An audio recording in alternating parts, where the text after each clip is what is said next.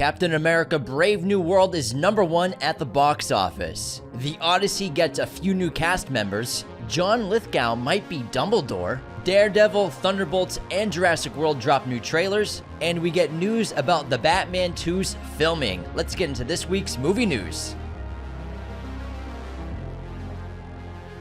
What's up, movie friends? Welcome back to Raiders of the Lost Podcast, the ultimate film and TV podcast. And this is the weekly episode where we go through all of the industry news so you don't have to. We read all of the articles, we scoured the internet for anything to do with film and TV, and we watched every single trailer so you don't have to. So sit back, relax, and let us tell you about what's going on in the world of film and TV. Before we get into the box office, John Lithgow as Dumbledore. We'll talk about that later.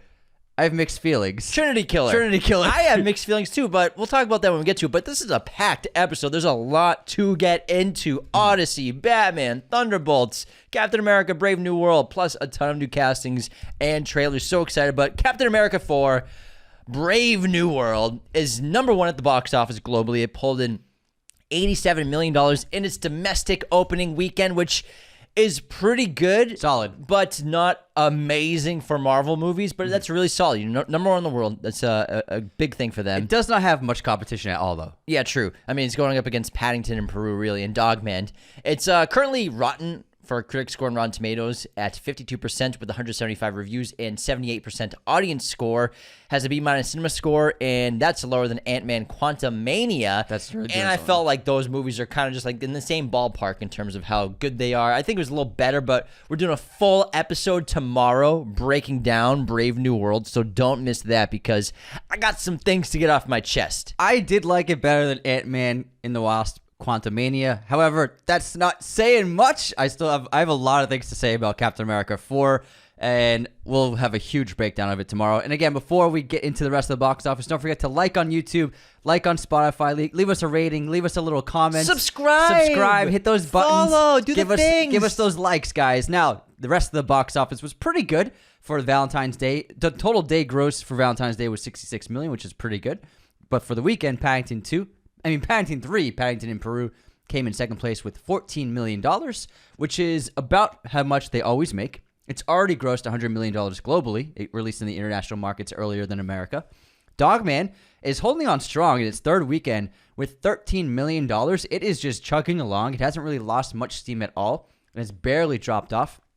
Hard Eyes had an amazing second weekend with $9.8 million, which is about how much it made last week, just slightly Barely less. dropped off. Holy crap, it was like $10 million last year. So it didn't. This is like probably the best second weekend I've seen of the year so far with barely any drop off.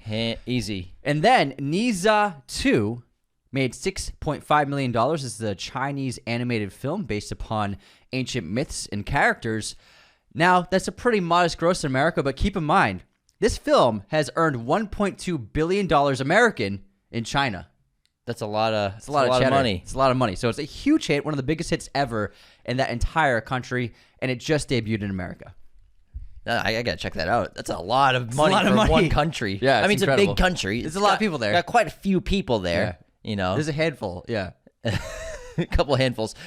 But that's a pretty solid box office for, we have Valentine's Day and President's Day weekend all combined into one. So pretty solid. These are the 3-day weekend numbers. We don't always like doing the 4-day weekend because it's kind of like padding the stats. Big time padding stats. So these are the 3-day weekend numbers, the normal ones. Captain America, $87 million, 3-day weekend. And then 4-day weekend was $104 million. Okay, so So again, it's a 104 weekend, but that's an extra day, everybody. Yeah, it's an extra day. So when you say that, it's not as impressive. Exactly. 4-day opening, 104 versus a 3-day opening, 100 would have been. That's great. And they need to make $800 million. Well, it depends on if the budget. They said the budget's 200 plus marketing easily 100 on this movie. At least. But are they really telling us the truth? If that's true, then it's $300 million. You need 750, 800 to break even. Yeah. After splitting with ticket sales with distributors, that's the way it is. I don't think you can hit that with this start. That's the way it is. You need a $200 million opening. I'm anticipating a huge drop off next week. Yeah, it's my guess. A lot of people have been asking us, "Is it worth seeing?" Which means people are unsure about it already. We know people and fans that are like, I'm just going to wait for it to come out on Disney Plus. So I don't think it's going to have a strong second weekend. But some pretty cool news. Every week, the Odyssey gets some new stuff going on. First of all, Mia Goth has joined the cast. Also, Corey Hawkins, Jesse Garcia, and Will Yun have joined the cast for the Odyssey. And some news about the Cyclops in the story. the Polyphemus Cyclops scenes in Christopher Nolan's The Odyssey will be done practically.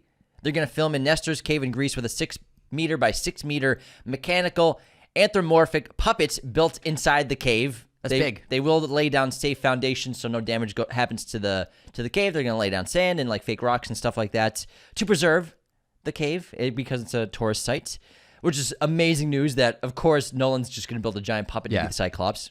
And then lots of BTS photos are getting taken from a vast distance. This is filming in some different countries in the Mediterranean right now. They're building big sets. They're building cities and city squares. And there's also some BTS photos of the Trojan horse. Oh! I don't even know if I want that. to see it. I don't know. It looks pretty cool. Okay, I'm going to Google this. Like, The drones are going to go crazy on this film. The thing is, people are complaining about it being a sport. It's like, it's the Odyssey. It's like, and he's doing the Trojan War. It's confirmation that the Trojan story, the Trojan horse will be in it. And so my guess is the opening of the movie will probably be the Trojan War and Odysseus coming up with the idea of the Trojan horse. Yeah. I mean, That's my guess for the opening of the movie. And then the journey home is the rest of the film. I mean, yeah. I think he's going to stick closely to the story. So that makes a lot of sense. Let's see this. Because bad you can boy. still do the Odyssey. Ooh, I but like you it. don't have to do the Trojan horse. You know what I mean? It's beautiful. It's a beautiful horse. It's really nice. But they covered its head to protect it, I think, from views and stuff. But yeah, this is really it's cool. just a wooden horse. I mean, Now this, and again, so the Cyclops is not going to be in an animatronic. It's going to be a puppet. And now I'm not sure if you remember, but the company came out I can't remember the company's name, but they came out with a ton of videos like 5 or 6 years ago, and they make incredibly realistic puppets.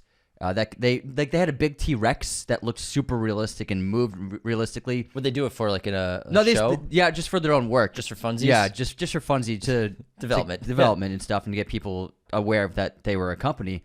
And I think that oftentimes puppets can work better than animatronics because you have a team of people animating it, and they can be more free with it. So I think that going with a puppet is a really smart choice than just an animatronic. You can improvise movements with your actors. Yeah, you can be more interpretive. But also, the xenomorph in Romulus, that was animatronic, and that looked great. Mm-hmm. But I agree with you. You can do a lot more with puppets because you can. Oh, we should change it to do this kind of movement versus what it's programmed to do. Yeah, yeah.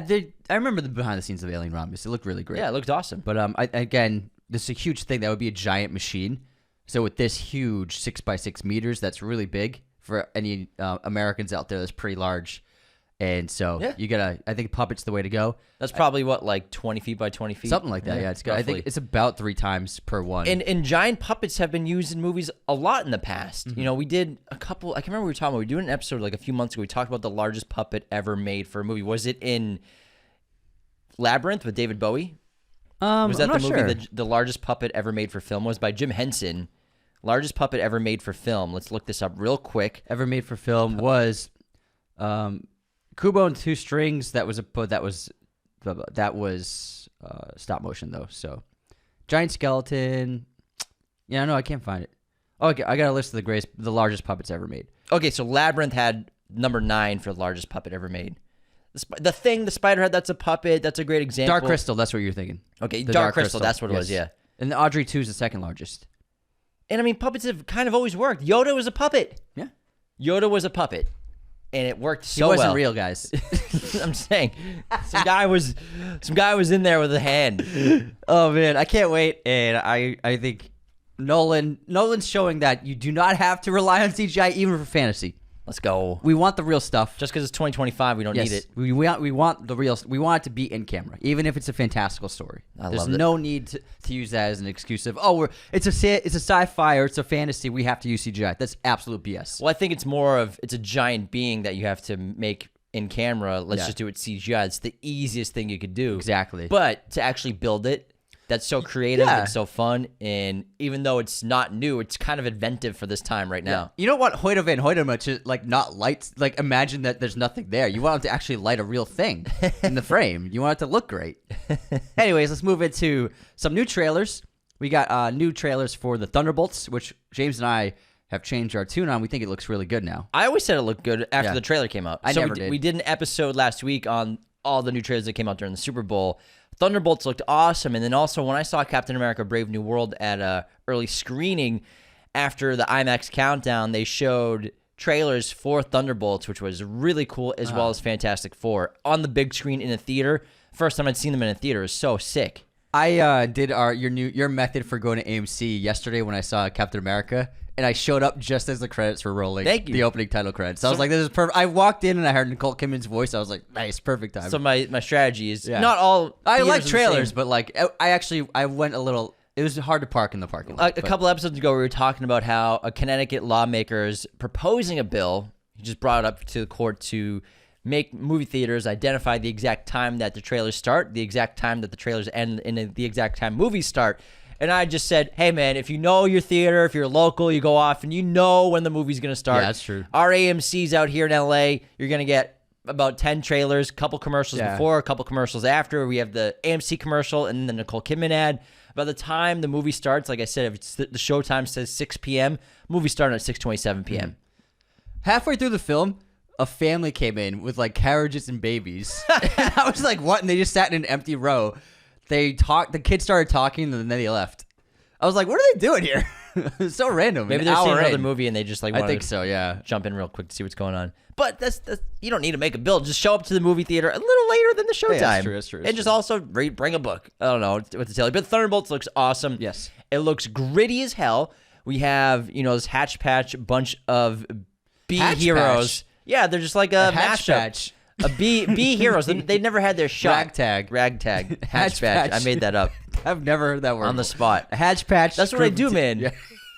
That's what I do. I The drug pit king lord strikes again. Exactly. That's what I'm saying. I guarantee you, people listening to the show say drug pin king lord all the time. It does. It is a Hatch Patch group of Hatch heroes. Patch ragtag group of B heroes. I gotta correct you about the villain. The villain is called the Void. The villain of The villain of the Thunderbolts is called the Void. Oh, actually, isn't the Void an event or is it an actual being? The Void is apparently a being. That's why he's like, you can't even see him. It's all just darkness. Them. So that's apparently who the rumored villain is. But whose hand Void. is making people disappear? The Void.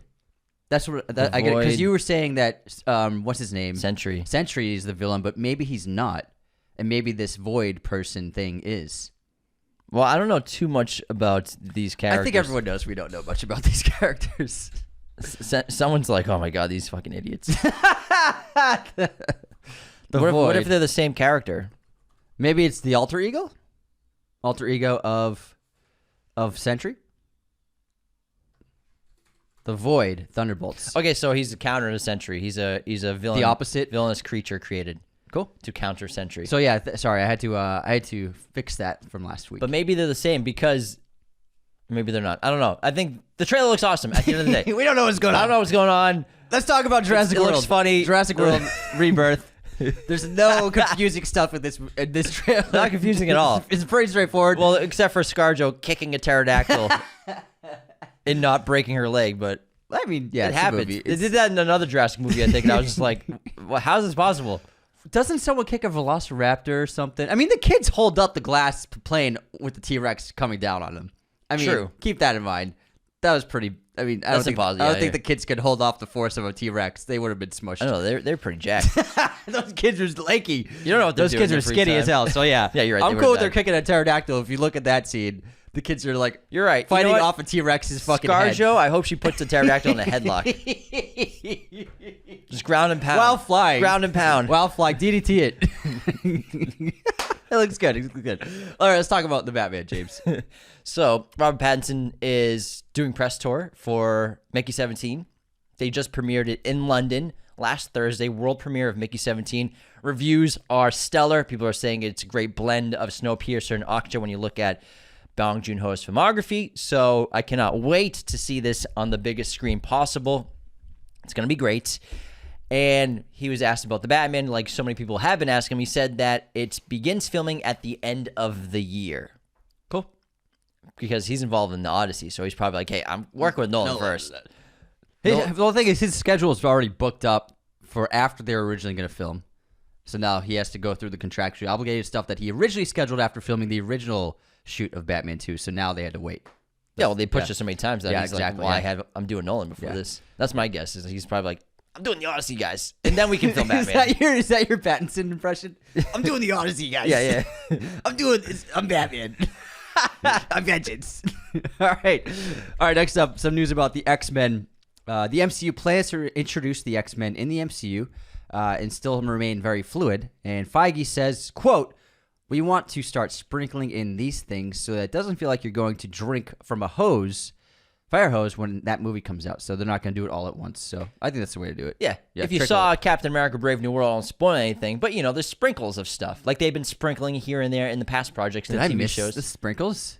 It's kind of obvious to the main plot of the movie. Sprinkles, X-Men.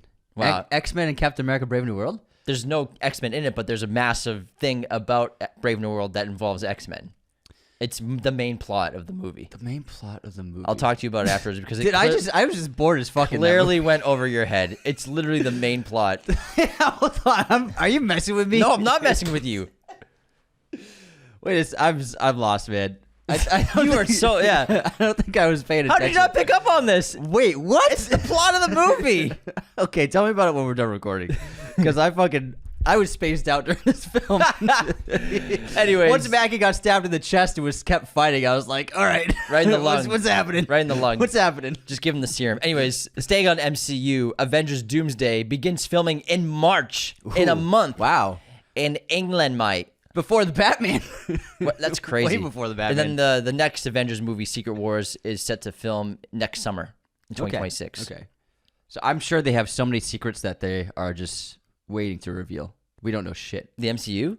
With Avengers Doomsday. Oh, yeah, they always do. Yeah. Everything's secrets. See, they must be huge shoots. And Downey, a.k.a. Dr. Doom, released a nice little Dr. Doom Valentine's card on his social media accounts. Yeah, that was a cute little post with his wife, too. And it shows that Marvel is committed to filming in England heavily still.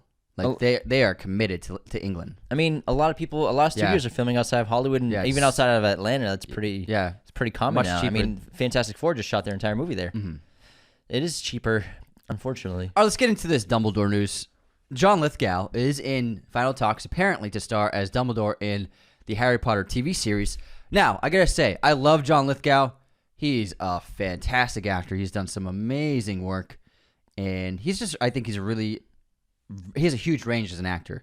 Do I think that he fits the bill as Dumbledore? I'm not sure about that. I'm really not sure. He's proven himself to be able to do an English accent many times. He's a fucking pro at it. Lord Farquaad. Yeah, he's great at English accents. He knows what he's doing. That being said, I'm not sure about Dumbledore. I'm not sure. When I first heard the news, I was like, wait, does that work? My one thing is I've always felt that, just like the filmmakers of the past felt, that people from the UK, from Scotland, from Ireland, Wales, all those countries, that's who should be playing the characters. I always think that culture should be the DNA of the actors. Mm-hmm. And that's always been true. Like, there are no Americans in any main roles in the Harry Potter franchise of the movies, right?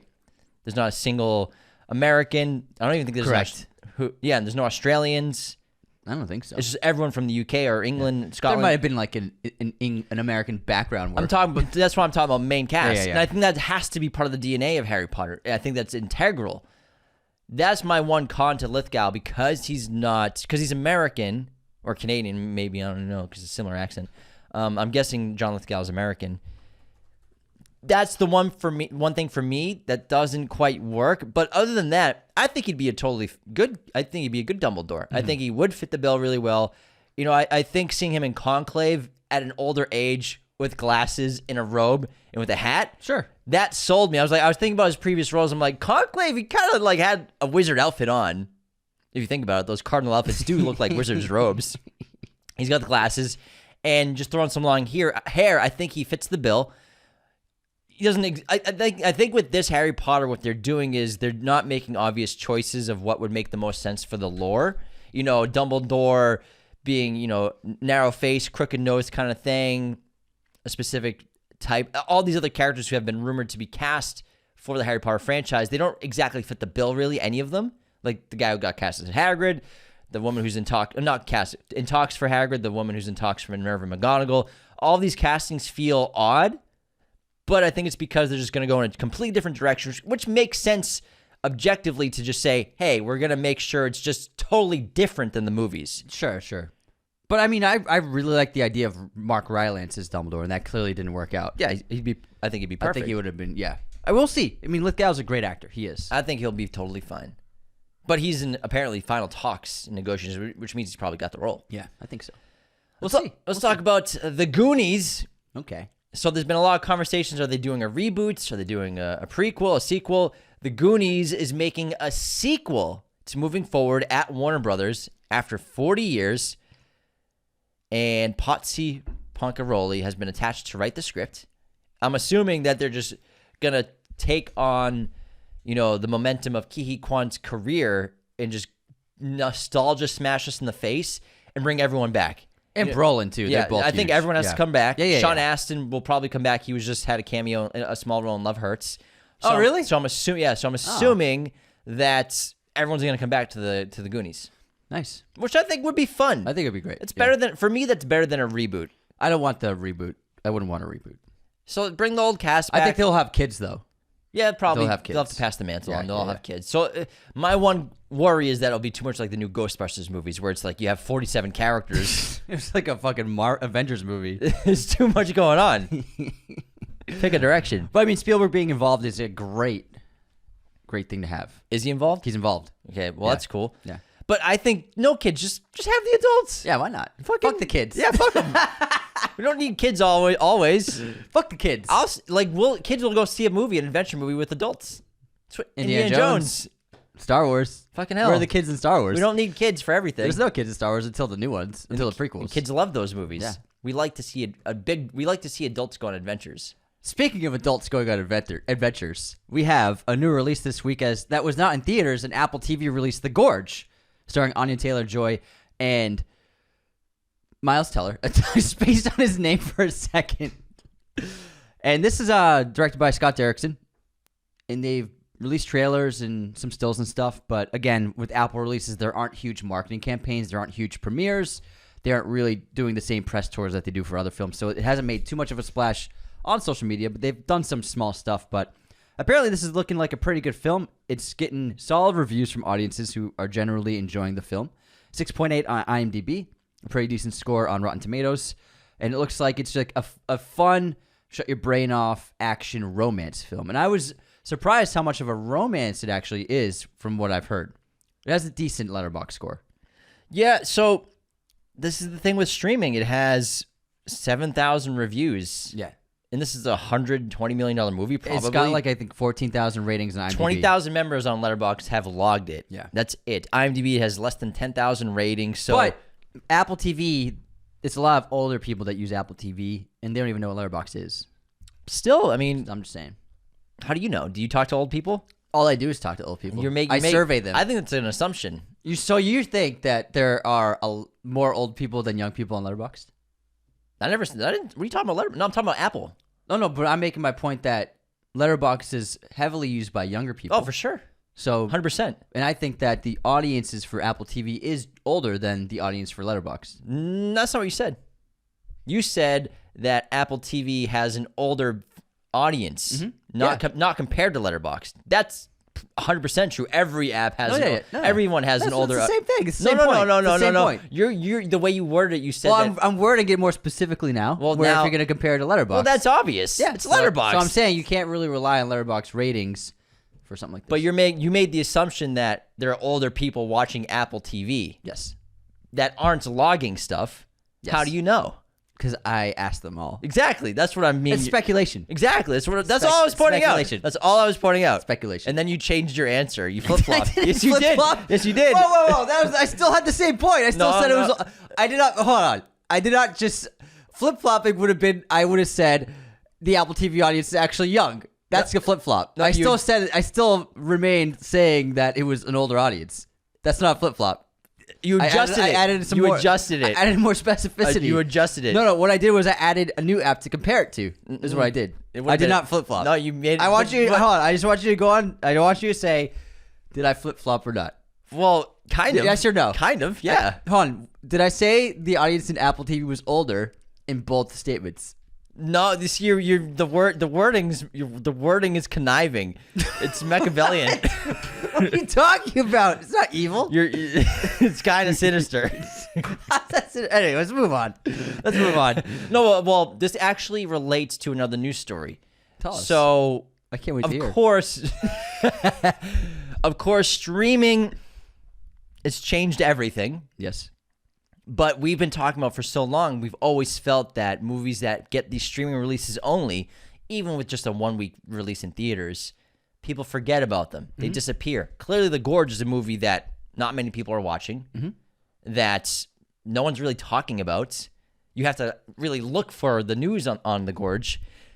It connects to Netflix and their CCO, Bella Baharia, talking about Oppenheimer, and they claimed that in a recent interview, it would still have had the same cultural impact if it was a Netflix exclusive. To quote them, "We would have done an amazing qualifying theatrical run, so many people obviously would have watched it, but I have to strongly disagree with the CCO of Netflix because Oppenheimer almost made $1 billion for a radar movie in conjunction with this massive organic marketing mega campaign with Barbie. Barbenheimer would not have existed, but also it's a Nolan movie. It's an event. You go to a cinema for the event-like experience. Yes, they would have had a theatrical run, but if it was a Netflix exclusive, I don't think it would have had close to the cultural impact that Barbie had when it was attached to it, and also what Oppenheimer became. I agree. I don't think it would have. I think it's a little unfair to say it would have been the same because Netflix said something similar about a film that was a huge hit like 2 years ago or 3 years ago. They said theatrical release or streaming? A big theatrical release that it would have been as big on Netflix. Something I can't remember. Oh, it was Snyder. Snyder said that Rebel Moon, if it came out in theaters, would have been a giant hit because look at the streaming numbers. I said like 1 billion people would have watched it. Yeah, he said it would have been as big as Oppenheimer, I think is what he said. Yeah, something like that. And it was just like, no, I disagree too. And I think that, like we talk about all the time, making an event for people to actually physically go to. I mean, rather than watching something at home where there are other people in the house, or you're texting, you're getting messages, you're scrolling through Instagram. I mean, when you're in a theater, you are beholden to the film for 3 hours. In Oppenheimer's case, you're there, and Oppenheimer is in charge. Oppenheimer is in control of that 3 hours. When you're at home, you're in control of Oppenheimer. You can pause it. You can turn it down. You can take a phone call. You can go take a piss and pause it, and you can look at Instagram stories. You're in control. So it's different when you go to the theater and the film is in power, and you are beholden to the cinema. It's a completely different experience. I think the biggest problem that streaming platforms and studios with their streamers, they're comparing a view on a streamer to a view in person, and they are incomparable in my opinion. I would say one view in person has to be 1,000 views probably or more because there's so much meaning behind it. It's like going to a baseball game versus listening to it on the radio. Yeah. You're there. I was there, man. Yeah. It was awesome. It was an event.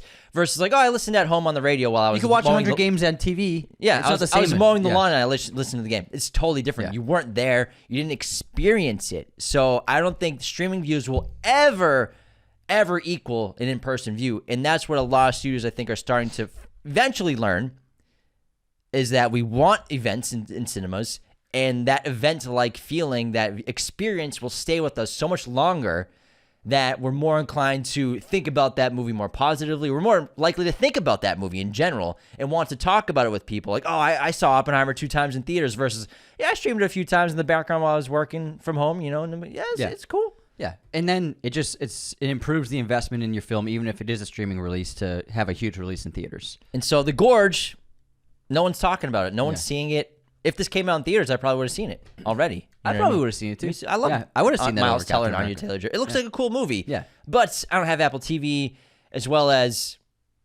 I'm not super motivated to see it. Mm-hmm. You know what I mean? Yeah. Versus if it was in theaters, I'd be like, oh, I'm going to see it on Friday. You want the event. Exactly. I go to the films. I go to the cinema because I love going to the cinema. Anthony goes to the films. I go to the films.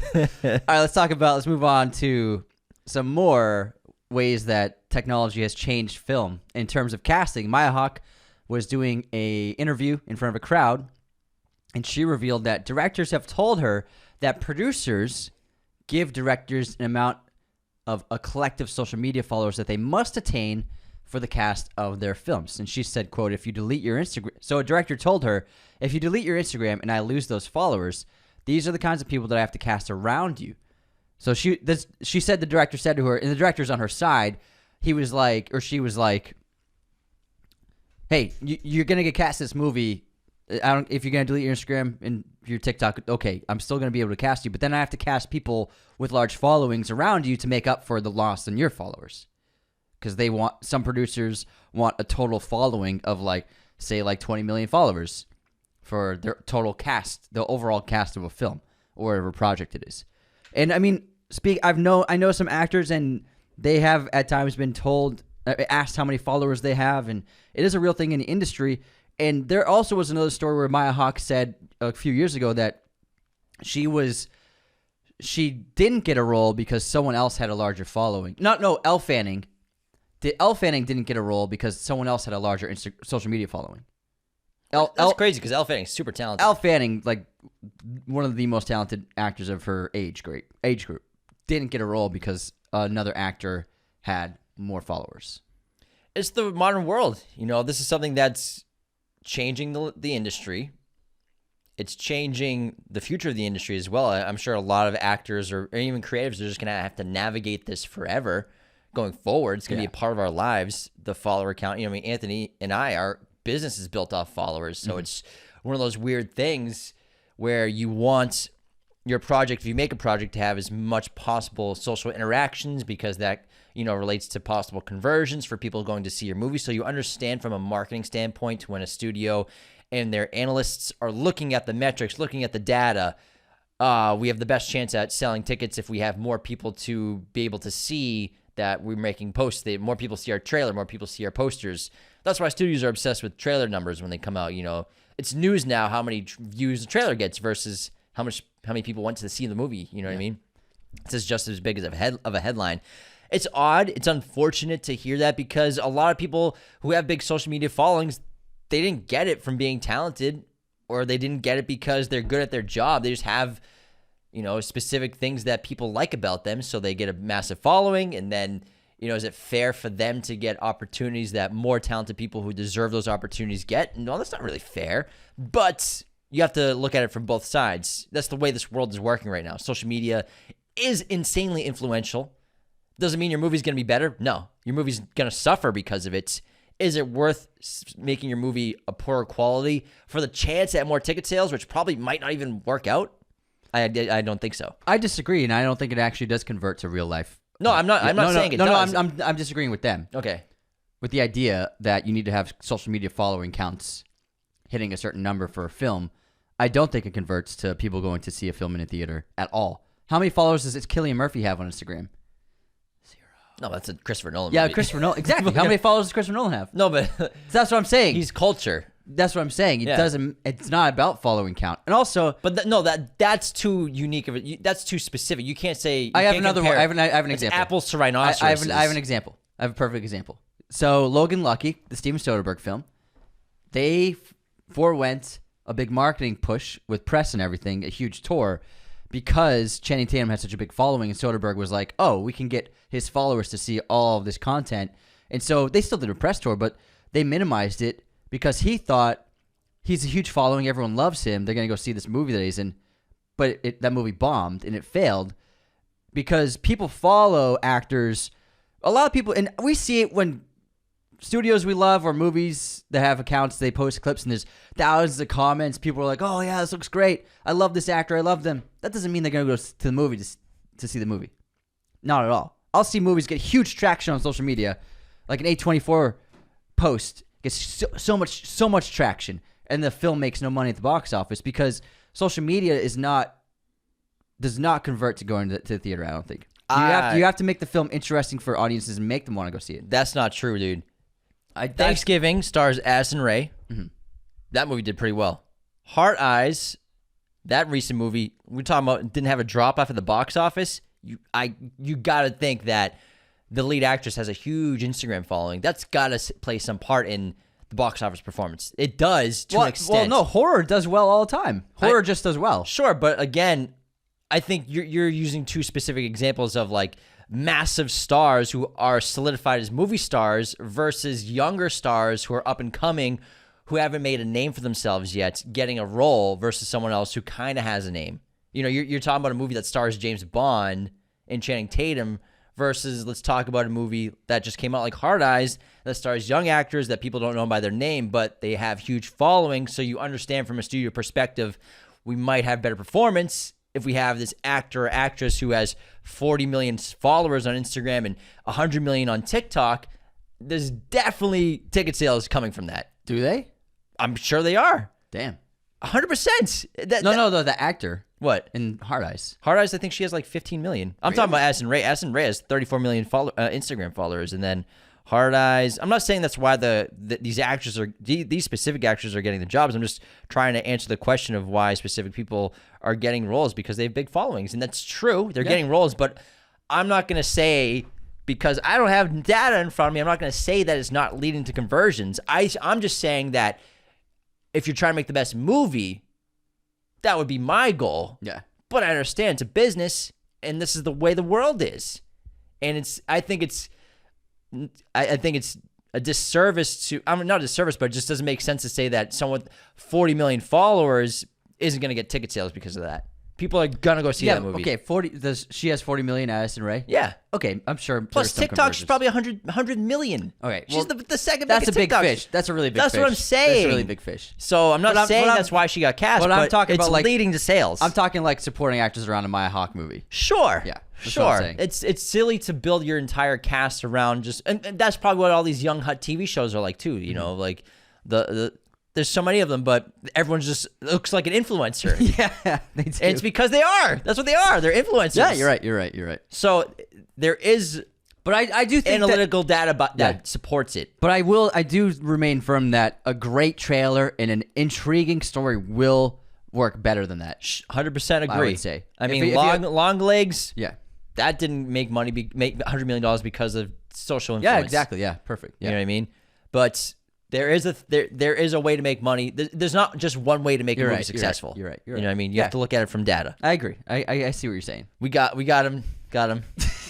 All right, let's talk about Mr. and Mrs. Oh, you Smith. skipped one. D&D, Dungeons and Dragons. D&D. New series in the works at Netflix, The Forgotten Realms. Sean Levy is producing the series. Dungeons and Dragons. All right, Mr. and Mrs. Smith. Sophie Thatcher, coming off of Companion, is in discussions to star as a new Mrs. Smith in season 2 of Mr. and Mrs. Smith, potentially alongside Mark Eidelstein, who was just in Nora as a new Mr. Smith. Donald Glover and Maya Erskine are said to return for multiple episodes, but not the entire series. Their involvement has not completely been officially confirmed by the network, so it looks like they are trying to do maybe another couple of assassins who have been paired together as a couple. I mean, I think it makes sense because I know the performance on the show wasn't super high, probably what they were expecting. So I think mixing it up is smart. And, you got two really hot stars, and maybe this is what they do every season, just bring in two new hot Mr. stars. Smiths, yeah. So I like it. I mean, I think Sophie Thatcher is awesome. And same thing with Mark. He was so good in Nora. So I think that's a really smart move for the studio. They seem pretty young. Yeah, they're very young. Because, I mean, at least Glover, he's in his 30s, but they're probably both in like the early 20s. But it's young and hot stars. It is what it is. Yeah, it's smart. Next year they should get Brad and Angelina. No. My God, a reunion. That'd be great. Let's just have babies be the Mr. and Mrs. Smith. Tell us about Daredevil Born Again. So they're in production. They're filming right now, and I certainly hope so. The director Justin Benson and Aaron Moorhead, they're coming back. They also released a new teaser showcasing the first look at the Punisher's logo, confirming his involvements. The series is set to premiere its first 2 episodes on Disney Plus on March 4th, 2025. Promotional materials and discussions highlight the anticipation for the show, focusing on character developments and the return of key figures like Daredevil and Kingpin. So a lot of people are very excited about this series. They must feel good about it if they're already in production of season 2 before the first season comes out. They must be feeling really good about what the first season's going to be. So, good luck to them. Next up, some Tom Cruise news. He posted this insane, badass behind-the-scenes clip of him preparing for a new underwater stunt. And he's got this whole dive team, and he's prepping with breath work. And then McQuarrie's like, if anything goes wrong, just cut it. I don't want anyone to get hurt. He's like, it's like a high-pressure situation. And then Tom Cruise is in this huge interior tunnel. Look, it's like a big box, rectangular box, and he's standing there with a mask and everything on, and then it starts getting filled up with water all the way, and then it cuts to black. I'm not sure exactly what the stunt is, but gathering from what they're saying on off like behind the scenes, and what I read a little bit from dialogue from Tom about what the stunt is he's doing without oxygen tanks, I think, and I think he has to breathe his own air in for 10 minutes. Oh my so God. I think that's what it is, because he says the quote was something about you have to breathe your own carbon dioxide for 10 minutes, so it's a very dangerous stunt. So you have to be very prepared with breathing. So I think the stunt involves him going underwater with the mask on, but without oxygen, or his oxygen runs out. So say he has to do a deep dive, he can't, but he needs goggles to see. But then he has no oxygen. Yeah. That makes sense because he was doing so much breath work. I'm like, if he has an oxygen tank, why would he be doing breath work? That's just my guess. That's intense. Because he's wearing this big window mask, obviously because we want to see his face. Yeah. But the breathing and then that dialogue, breathing your own carbon dioxide, I'm assuming there's no oxygen involved. Wow. But I could be wrong, but that's just my guess. That's insane. Maybe in the scene, like the oxygen tank gets cut off of him. Yeah, he's Tom, so he's doing it for real. Woo! Only Tom. All right. The Accountant 2 trailer, they finally dropped it. You excited? Oh, yeah, it looks good. I think it was a good trailer. It's a long trailer, but it still felt like kind of like a tease. Did you see the poster? No, I didn't see the poster. It looks like the Riddler. I swear to God. I was like, is the Accountant the Riddler now? Same color scheme. It looks eerily similar to the Batman's Riddler poster design. Oh, my God, yeah. Oh, shit, yeah. Black and white, red font. Find the Accountant. Puzzles. And this time... Do you like puzzles? This time, Bernthal and Affleck are teamed up for what looks to be the entire film, unlike last time where it was really the third act. I think they play off each other really well. I like the sibling nature, and this looks like a lot of fun. It held down a lot of the action, and it looks like from the final shot, they're running out with machine guns. It's going to be a big finale, I think it looks like. Assault rifles. Assault rifles. What's the difference between a machine gun and an assault rifle? I believe a machine gun's much bigger. Like a... Yeah. Nice. April 25th, that hits theaters. Very Soon. excited about that. Another trailer to talk about from Amazon Prime, G20. It's a new action thriller starring Viola Davis as the president and Anthony Starr as a terrorist. And so at the G20 summit in South Africa, terrorists take over the building, and Viola Davis is basically John McClane. Sounds familiar. And it looks certainly like a movie. It releases April 10th on Prime Video. So we got G20 and the window cleaner this year. Yeah. Any other Die Hard ripoffs? I love Viola. Yeah. I like her. She's so talented. Yeah. But what I like about her is she won her awards, so now she's just like making that bread. Oh, yeah. She's making that bread. I would do the same thing. April 10th. All right. Did you see the trailer for Friendship? This looks interesting. I've been dying to see this. So this follows a man who lives a normal life, but when a weatherman moves into town and starts a friendship with him, he becomes obsessed to be his best friend. This stars Tim Robinson and Paul Rudd. Paul Rudd plays the weatherman. Tim Robinson plays this very strange guy who's somehow married to Kate Mara, but we'll talk about that. He's not too strange. Well, but he's a loner. Yeah. Because it opens with, she's like, how about you go out with that friend? He invited you out to hang out with him. He's like, let's go see there's a new Marvel out. It hurts sick. We should see that. See, he's like a loner. And then it looks like kind of like, I don't know, like a suburban Ripley in a way. Kind of. Because it looks like it takes a darker turn in the second half of the trailer. It looks really funny. Yeah. And people are saying that saw it at, I can't remember what festival it was. I think it was Sundance, that it's hysterical. Mm-hmm. And Paul Rudd basically is part of this local friend group of everyone in the neighborhood. Like all the guys in the neighborhood get together and they have great camaraderie and this fraternity, and they sing together, and Tim Robinson gets invited, and he's like, this is the most amazing thing I've ever been a part of. But then Paul Rudd's character is like, yeah, I don't think this is working out anymore. Mm-hmm. And then Tim Robinson's character becomes obsessed with remaining his friends. Like, you accepted me. You can't just let me out of the friends. And so it looks really funny, but dark at the same time. Yeah. It looks interesting. I think it looks really interesting. All right, next up we have Borderline. Ray Nicholson, who was just in Smile 2, is starring in this film with... I'm sorry, what's her name from Ready or Not? Samara Weaving. Samara Weaving. The very pretty Samara Weaving. Very pretty. And he stars, this is basically King of Comedy. He stars it is. He stars as fucking bow tie too. Yeah, an obsessive fan of a pop star who kidnaps Samara Weaving, who is a famous celebrity, and he's determined to marry her.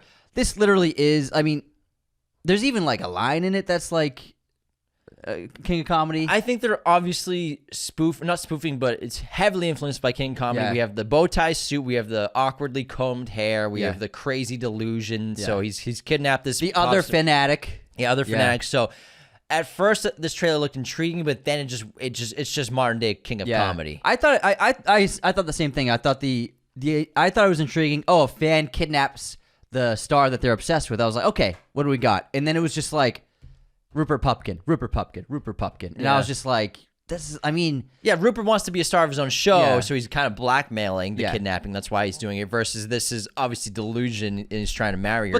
But this character is the female character in King of Comedy. Yeah. Essentially, you know what I mean? Yeah. So, but it's King of Comedy except with a bunch of murder. Yeah. A lot more murder. Yeah. I was not a fan of it and I think King of Comedy has become such a big hit with young people. It's huge on Letterboxd. It's highly respected. It's one of Scorsese's pictures that have really become a generational film. Yeah, kind of like a cult classic in his filmography. I'm so happy to see that because it is that good. And we've gotten so many people to watch that movie. I think. It was so underappreciated when it came out because I think it was ahead of its time.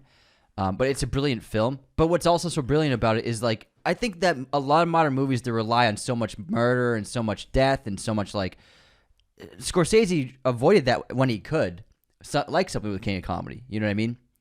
And then this just looks like King of Comedy with the modern horror elements that we are super accustomed to nowadays. Yeah. And I'm not going to see this film because I love that original film so much. Yeah, we'll see. Snow White dropped a new trailer. I will say this is their best teaser yet. This is the best teaser yet. It looks most like the classic. It might be a little bait and switch though because they probably just worked their butt off to like, let's just make it look like... One of the best bits! Let's make it look like Snow White. And they also had a little roll of all the classic Disney fonts and stuff. So it made you very nostalgic. similar to what they do when they know a Marvel movie isn't going to do well. You know, just like before the Marvels came out, what they did like 30 seconds of Avengers fanfare. Yeah. At the beginning of the beginning of those trailers were the Avengers. I forgot about Tony that. Stark was the opening shot of the of the Marvel's trailers at the end before the movie came out. I forgot about that. And so I think they're doing the same thing here, trying to build on nostalgia and be like, no, this is like the Snow White you know and love. We'll see. Yeah, we'll see. We'll see. Sam Raimi's got something cooking, guys. His new film, Send Help, releases on January 30th, 2026 in theaters. It follows a woman stranded on a remote island with her boss after a plane crash, described as Misery Meets Castaway, starring Rachel McAdams, Dylan O'Brien, and Dennis Haysbert. I like the idea of Misery versus Castaway clashing because it's exciting because maybe the story is something like there's an ability to leave the island, but maybe she hurts him like in Misery to prevent them from escaping so that she can have power over him. Yeah, what I thought Something like of that. Triangle of Sadness. Yeah. You know, kind of a continuation of that. This sounds like a really cool film. I'm intrigued by this concept for sure, especially with Sam being involved, being the director. Now, we have news about the Parasite TV show. Bong Joon-ho, the auteur maestro, has been doing a lot of press for Mickey 17, and he recently revealed that the American Parasite TV series is still happening at HBO, it's still in development, and he, quote, said, the writing room of that show can be another TV show itself. So it sounds like it's probably just been tough to crack it for American culture, and then also making it like maybe an 8 or 10 hour story. But I think Mark Ruffalo is still attached to that project as well. He's probably like, yeah, I'm fucking done. I'm like, I'm walking. He's probably like, I don't want to be involved anymore. Speaking of Mickey 17, like we said, it had its world premiere in London on Thursday night, and they also released the first clip online, which you can watch. We recommend not watching it and going in blind because it's a Bong Joon-ho film. Heck yeah. Wes Anderson's new dark espionage film, The Phoenician Scheme, releases on June 6th in theaters. That's not that far away, guys. Starring Michael Cera, Benicio del Toro, Mia Threppleton, Tom Hanks, Bryan Cranston, Riz Ahmed, Jeffrey Wright, Scarlett Johansson, Richard Ayoade, Rupert Friend, and Benedict Cumberbatch. That's such a Wes Anderson title. The Phoenician Scheme. I love it. Next up, news about the new Dexter TV series. Peter Dinklage has been cast in the Dexter sequel series, Dexter Resurrection. I hope he plays a serial Hope killer. he plays the serial killer. That'd be too. pretty cool. Yeah. All right, next up. Dun, dun, dun, dun, dun, dun, dun, dun, dun, dun, dun, dun. Mortal Kombat 2. We got our first look at Carl Urban as Johnny Cage in Mortal Kombat 2. It's a cheesy poster of Johnny Cage for one of his cheesy action movies. It's great. It's campy. For some reason, people are hating on this casting. What? And I don't know why. I think Carl Urban's great. Great choice as Johnny Cage. Great casting. I think he's going to be super funny. And this is theaters October 24th. I think this is the smart first thing to release for this movie. A smart first look at Johnny Cage. Just show us a cheesy action poster with him on it smiling. Yeah, I loved it. All right, next up we have news about the new Hunger Games prequel. Now, this is not going to be a sequel to the Hunger Games Songbirds and something. Whatever that was a couple years ago. The Songbirds and Blood. The President Snow origin one. What was that called? Songbirds and Snakes. Songbirds and Snakes. Yeah. I mean, I'm confused because that movie ended with a cliffhanger, and I was like, oh, I guess the Ballad of Songbirds and Snakes. Thank you. Get it right, Anthony. You get my wife's name right. It's Christina. Are you deaf or are you stupid? Anyways, this new Hunger Games film, also being helmed by Francis Lawrence, is called Hunger Games: Sunrise on the Reaping. They begin prep in April, and Francis Lawrence said, quote, "After London, I'm going to go on a scout, and then we are prepping in April, and we shoot this year. This explores Pan Am, 24 years before Katniss' saga, starting on the morning of the Reaping for the 50th Hunger Games, where a young Hamish Abernathy participates. Woody Harrelson will be playing 12-year-old Hamish, reprising his role. I mean, I think you're just gonna put a wig on. It's gonna be like Dexter, the show. No one had a problem. Michael C. Hall in the wig. He looked 15. The crow's feet. Barely noticed it. Oh my god! I thought I bought it. I was fine with it. I was fine with it. Didn't even lighten up his voice. Okay, go for the next one. There's a new samurai movie coming out called Last Samurai Standing. Got our first look at it. It's described as Shogun meets Squid Game. Follows 300 samurai warriors gathered at Tenryuji Temple who fight in a battle royale to win a 1 billion yen prize, releasing in November on Netflix. That sounds sick. Sounds fun. Netflix was like, we need a Squid Game for every culture. More Squid Game. More Squid Games. The American one's coming out. We got samurai now. We need a Russian Squid Game. All right, next up, we have news about Ridley Scott's next film, The Dog Star, starring Margaret Qualley, Josh Brolin, and Guy Pearce. They star alongside already cast Jacob Elordi. This is the post-apocalyptic thriller which follows a pilot living with a dog and an ex-Marine set in a near future where an unnamed pandemic has decimated society. Cool. Ridley's making it. I'm in. Ridley. I'm in, baby. House of the Dragon Season 3 news. It's going to start with the Battle of the Gullet, described as one of the bloodiest sea battles in Westeros history. So they waited until the third season to finally show a sea battle. We got we get scenes on ships, but they're on the fucking docks for 2 years. The whole time. Finally, I'm not even watching this show. 4 years. I'm not watching it. I waited for sea battles. When the second season started, I was like, oh, I can't wait. We're gonna finally get Corlys, let's go. Finally get a sea battle. Nope. Every fucking Lord Corlys scene was on the docks or limping around inside wood. What's the name of his throne? The wooden throne? Yeah, whatever. I don't know. Fucking bullshit. I'm not doing this. The lore is leaving my mind. I'm not doing it. I'm not. I committed so much time in my life, and they didn't do anything, and now they're gonna open with a battle. We were doing solo episodes. We were invested in this show. I'm done. I'm not doing it. If Anthony's done, fuck, I'm done. What I'm not done with is Nosferatu. They are releasing an extended cut of Robert Eggers' film on Peacock. So if you want to see some more Nosferatu, check it out on Peacock. Not an ad. This is not an ad. I'm just saying it's cool. That's cool.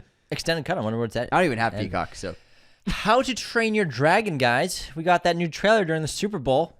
Anthony and I were fortunate enough to actually see this extended version of it like 3 weeks ago. We saw 3 scenes presented by the director at Universal's lot. It was an awesome experience, and I'm telling you, the scenes looked awesome. It looks really good. It hits theaters on June 13th, and I think, people are sick of live action adaptations, but this one I think will be good, guys. I'm telling you. It's a great trailer. It's a good, long 2.5 minute trailer. This is the first full trailer they've dropped, so it's really good. Next up, Godzilla -1 news. Takashi Yamazaki has begun writing and storyboarding the sequel to Godzilla -1, and it will have a much higher budget than the previous film, which was made for a minuscule $15 million. Can't wait, man. See what they do with a bigger budget. Holy crap. Let's talk about Clayface, the series that's... Is it a series or a show? I believe it's a film. So it's in with development. Flanagan. It's described as a Hollywood horror story that follows a B-movie actor who injects himself with a substance to keep himself relevant. Sounds like The Substance. J.A. Bayona. Sorry. Bayona's Society of the Snow. Demi even becomes a Clayface. Is eyed to direct. So, I mean... No, he was eyed to direct. Flanagan's making this. Oh, wait, no, this is not the DC Clayface. Which one's this? I think it's just a different film. I think Clayface. I don't think this is DC. No, is it? It's a DC show. It's the DC film? Yeah. Hold on. So this is what James Gunn said that Flanagan wrote on spec and loved it so much that they greenlit it, I think, is what it is. Let me check. Or this could be a different thing entirely, not Clayface. comics related. No, this is Clayface, the DC. Okay. Yeah. So Flanagan's making this. Copy that. All right, next up, we have some news. Tom Hardy was originally going to be starring in Kari Fukunaga's next film, Blood on Snow. Co-starring, Aaron Taylor Johnson is the lead. However, he had to drop out due to scheduling conflicts, which is pretty sad to hear because I would have loved to see that pairing. However, the excellent Benedict Cumberbatch has jumped in and taken the role that was now open. So he's replacing Hardy. And Hardy's still producing this, but he stepped away as acting. This is starring Aaron Taylor Johnson and filming in Latvia. And Taylor Johnson plays a hitman fixer named Olav, who is hired by his mob boss to kill the man's cheating wife. After Olav convinces him he's fallen in love with the wife and doesn't kill her, it sets off a chain of events with tragic consequences that threaten the bloody mob war. Mike Flanagan's not directing it. No. He wrote it. He wrote it, okay. He wrote Clayface. Thank you. J.A. Bayona is the top choice to Boyena. direct it. Boyena. He's the top choice to direct it. That's it. Gotcha. Because Flanagan's doing the new Exorcist movie. Oh, okay. Gotcha. He's doing Carrie. They're doing another Carrie TV series that's in development, but he's doing an untitled Exorcist. They're rebooting The Exorcist, right, with him. That's what they're doing. Okay. I think so, yeah. I think something like that. Werewolf Hunter, guys. This sounds pretty Cringe. I don't know how to describe it. Okay, so there's a new TV series called Taylor Lautner Werewolf Hunter. It's in the works at Amazon. So this is a real show. The series follows a reality where Taylor Lautner wrapped filming the Twilight films and then vanished from the spotlight to join a secret society of werewolf trackers who need his unique expertise. So that's the show. It's like he's playing himself as a werewolf hunter in the world where Twilight exists as well. And he's himself the star. It's like a mockumentary series. I don't know, man. I'm probably not gonna watch that. Definitely not gonna watch that. All right, next up we have the first look, which is an image of Armie Hammer as the new Ubal film's lead character in The Dark Knight. This is his comeback. He plays another vigilante who hunts down criminals. Lots of these movies are coming out. The shot is him like stomping down with a boot. Yeah. He's wearing like. I'm curious. I'm not curious. I mean, it's called The Dark Knight. It's pretty. Ubal. Let's talk about Friday the 13th, the prequel series that is in development with A24. Linda Cardellini is in talks to star as Pamela Voorhees, a.k.a., spoiler in case you don't know, the killer in Friday the 13th. Bringing it back to the original. All you have to do is watch Scream, and that gets spoiled. No one ever gets mad at Scream for spoiling that, but I spoil a movie every now and then, and I get all kinds of heat. A movie that they weren't even going to watch. Yeah. Get all kinds of heat, but the fucking Scream spoiled Friday the 13th. I think this is actually really good news that they're going back to the roots of the original film and not just focusing on Mike Myers as... Jason Voorhees. Jason Voorhees as this machete-wielding killer. The original film, it's his mom is the killer of all these kids at the camp. She doesn't like sex, man. I bet this will be... They'll probably make it a steamy show, too. Like, in the air, steamy? Yeah, steamy. Lots of mist. Yeah, probably. Next up, big news for HBO and Max. Euphoria Season 3 has finally begun production. After a long delay, the entire cast has returned. Zendaya, Hunter Schafer, Eric Dane, Jacob Elordi, Sydney Sweeney, Alexa Demi, Maude Apatow, Martha Kelly, Chloe Cherry, and Coleman Domingo, as well as many others.